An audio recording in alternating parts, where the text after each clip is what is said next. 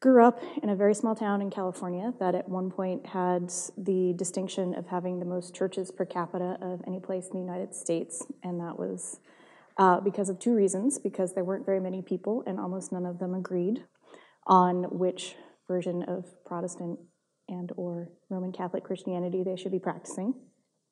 So we had a lot of churches, even when I lived there, however many years, 40, 50 years after they had the most churches per capita of any place in the United States.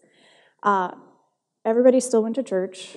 Everybody still disagreed about which version of Christianity, for the most part, they should be practicing, but just generally didn't agree on any religion in particular. And so I grew up with a lot of people who were believers, and that was fine. It was great. It was a great community. But then I left and went someplace with a few more people, a few more religions, and got to know people from all over the world and just kind of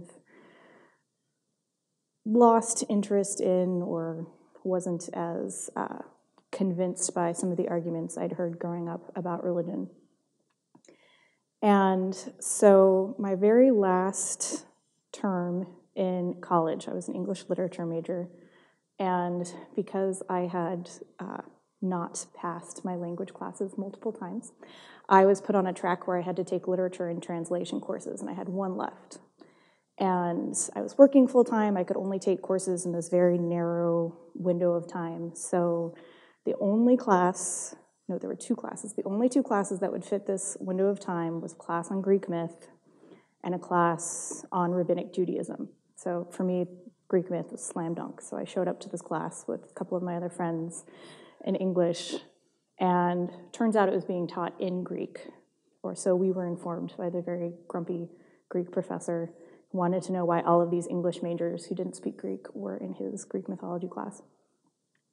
So because I didn't have any options, I walked down the hall to Rabbinic Judaism and was welcomed by this professor, and I said, I don't know anything really about Judaism except the basics I learned in high school, junior high. She said, no, everybody's welcome, come on in. So I couldn't tell you exactly what all we studied over the course of the semester, but it was the dialogue that just moved me so profoundly, that it was people talking about religion in this very articulate, very critical way, with an eye towards the historical, but also very respectful, which is a hallmark of the study of religion, that you sort of remove yourself and observe in a scholarly way, which is something that I now try to give to my students because I was so, again, moved by the way this class was taught, and found out this was exactly how all religion classes should and are taught.